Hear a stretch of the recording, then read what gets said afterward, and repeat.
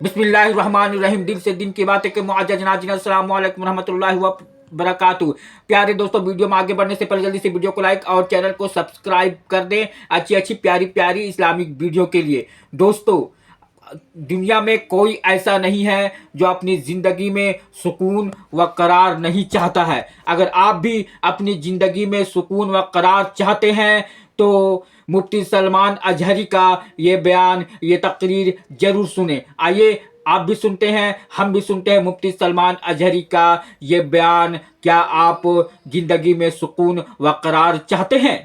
दूसरों की रज़ा, दूसरों के ख्याल, दूसरों की मर्ज़ी, ये एक ऐसा मर्ज़ है जिसने हमें पकड़ रखा है। आज लोग क्या बोलेंगे, लोग क्या कहेंगे, इसी मर्ज़ में पूरी ज़िंदगी गुजर जाती है। ढंग के तरीक़े अपना नहीं पाता हमारा नौजवान, सिर्फ इसी बात पर कि लोग क्या बोलेंगे। टोपी पहनने में शर्म आती है कि लोग क्या बोलेंगे, दाढ़ी रखने में शर्म आती है, लोग क्या बोलेंगे। लोग कुछ नहीं बोलेंगे, जब तुम मरोगे तो सिर्फ इन्ना लिल्लाह बोलेंगे और कुछ नहीं।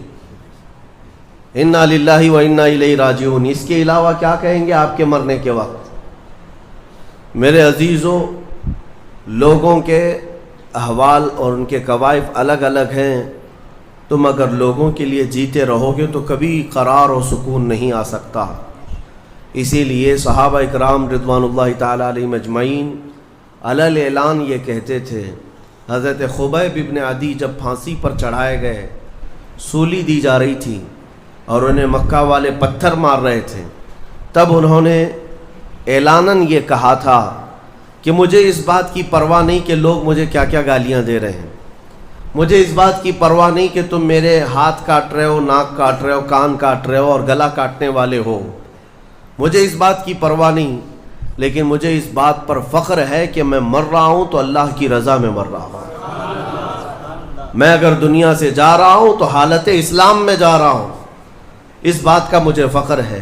अज़ीज़ान गिराम वक़ार, इसी बात की आज ज़रूरत है कि आप क्या पहन रहे हैं, क्या खा रहे हैं, किस तरह चल रहे हैं, किस तरह बैठ रहे हैं, ये लोगों के लिए नहीं है। हमारी ज़िंदगी के तौर तरीक़े जो कुछ भी होने चाहिए वह अल्लाह और उसके रसूल के लिए। एक हदीस मैं आपको बताता हूँ जिसका आखिरी वाला हिस्सा गुफ्तगू का असल मकसद है। एक बार रसूल पाक सल्लल्लाहु ताला अलैहि वसल्लम मजलिस में बैठे हैं सहाबा के, एक अजनबी शख्स आया, मजलिस में आया, आकर के सीधे हुजूर पाक सल्लल्लाहु अलैहि वसल्लम के करीब बैठ गया। इतना करीब कि अपने घुटने हुजूर के घुटने से लगा लिया, करीब से करीब होकर बैठा। सहाबा इकराम और भी मजलिस में थे, सब देख रहे थे। और वो अजनबी जो शख्स आया था उसको कोई भी पहचानता नहीं था। उसने आते ही सवालात करना शुरू किया। सबसे पहले उसने पूछा, मल ईमान, ईमान किसे कहते हैं। रसूल पाक सल्लल्लाहु ताला अलैहि वसल्लम ने जवाब दिया, इस बात का इकरार करो कि अल्लाह तबारक व तआला के सिवा कोई माबूद नहीं, मोहम्मद सल्लल्लाहु ताला अलैहि वसल्लम अल्लाह के रसूल हैं। फ़रिश्तों पर और अल्लाह की किताबों पर, रसूलों पर, तकदीर पर, क़यामत के दिन पर और मरने के बाद दोबारा ज़िंदा होने पर यकीन रखना। उस अजनबी शख्स ने पूछा, मल इस्लाम, फिर इस्लाम क्या है। हुजूर पाक सल्लल्लाहु अलैहि वसल्लम ने उसका भी जवाब दिया, अल्लाह की वहदानियत और मोहम्मद सल्लल्लाहु अलैहि वसल्लम की रिसालत का इकरार करना, नमाज पढ़ना, रोज़े रखना रमज़ान के, ज़कात देना मालिक निसाब को और हज करना साहब इस्तिताअत को, ये इस्लाम है। दो सवालात हो गए। तीसरी मर्तबा उसने सवाल किया, मल एहसान, एहसान क्या चीज़ है। एहसान नेकी को कहते हैं। एहसान यही पूरा तसव्वुफ है जिसको लेकर आज सूफिया इकराम चलते हैं। उसने पूछा, एहसान किसे कहते हैं। अब जवाब में मेरे आका सल्लल्लाहु अलैहि वसल्लम ने दो जुमले इरशाद फरमाए, वो हमारी पूरी ज़िंदगी को घेरे हुए हैं। क्या फरमाते हैं, अन तअबुदल्लाह कअन्नका तराह व इन लम तकुन तराहु फइन्नहु यराक।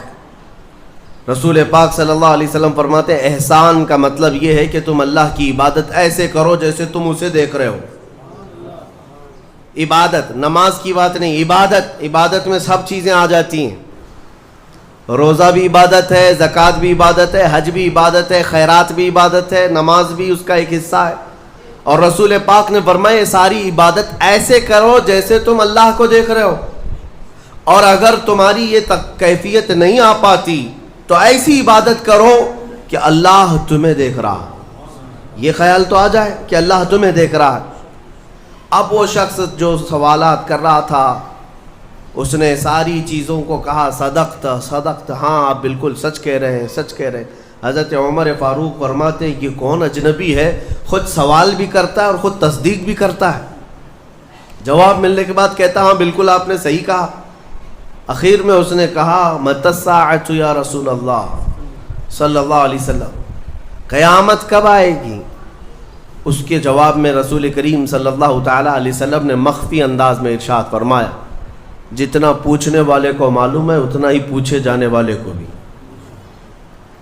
ہاں یہ اور بات ہے کہ میں اس کی علامتیں تمہیں بتا دیتا ہوں.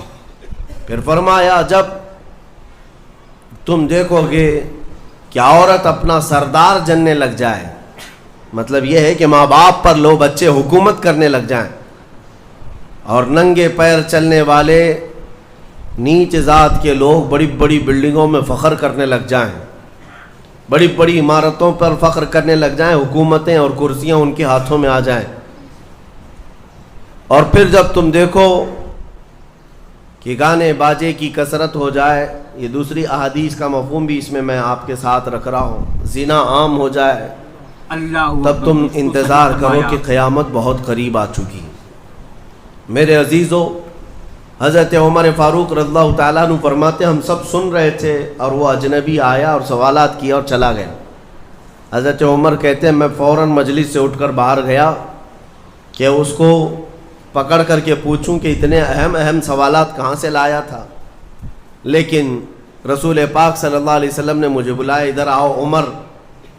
وہ کوئی مسافر نہیں تھا، وہ جبرائیل امین تھے جو تمہارا دین سکھانے آئے تھے.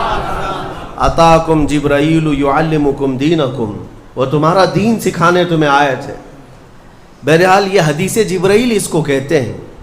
اس میں جو لفظ آیا ہے کہ تم اللہ کی عبادت ایسے کرو جیسے تم اسے دیکھ رہے ہو، یہ ہماری پوری زندگی کا حصہ ہونا چاہیے، پوری زندگی کا حصہ.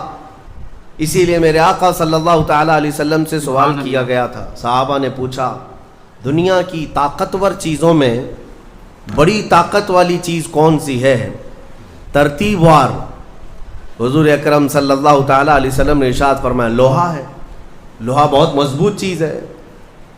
صحابی نے پوچھا کیا اس سے بھی زیادہ طاقتور کوئی چیز ہے؟ کہا ہاں اس سے بھی زیادہ اگر طاقت آگ میں ہے، کیونکہ آگ لوہے کو پگھلا دیتی ہے. پوچھنے والے نے کہا کیا آگ سے بھی زیادہ طاقت کسی میں ہے؟ حضور نے فرمایا ہاں پانی میں ہے، پانی آگ کو بھی بجھا دیتا ہے. پانی کی طاقت بہت زیادہ ہے، سونامی پانی ہی سے تو آتا ہے. اور اس کے بعد پھر پوچھنے والے نے کہا کیا پانی سے بھی زیادہ طاقت کسی کی ہے؟ آپ صلی اللہ علیہ وسلم نے فرمایا ہاں دنیا میں سب سے زیادہ طاقت ہوا کے اندر ہے. وہ پانی ہو کہ لوہا ہو کہ آگ ہو، سب کو ہوا اڑا لے جاتی ہے. اور ہوائیں جب جوش میں آئیں یا جلال میں آئیں تو بڑے بڑے پہاڑ بھی کھسک سکتے ہیں. ہواؤں کی طاقت کا اندازہ تم نہیں لگا سکتے. گھروں کی چھتیں اکھاڑ لیں گی اور لوگوں کو تہس نہس کر دیں گی ہوائیں اگر جلال میں آئیں. تو پھر پوچھنے والے نے پوچھا کیا اس سے بھی زیادہ طاقت کسی کے اندر ہے؟ حضور پاک صلی اللہ علیہ وسلم نے فرمایا ہاں ایک چیز میں ہے اور اس سے زیادہ پھر کسی کی چیز میں نہیں. پوچھا وہ کیا ہے؟ میرے آقا صلی اللہ علیہ وسلم فرماتے ہیں اس ہاتھ میں ہوا سے زیادہ طاقت ہے جو اللہ کی راہ میں عطا کیا تو دوسرے ہاتھ کو خبر نہ ہو.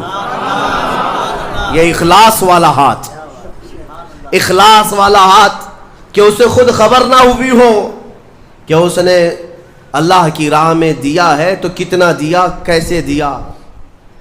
میرے عزیزو یہ اس کو اخلاص کہتے ہیں. یہ خالص اللہ کے لیے دیا، خالص اللہ کے لیے دیا، اس کی طاقت بہت زیادہ ہے.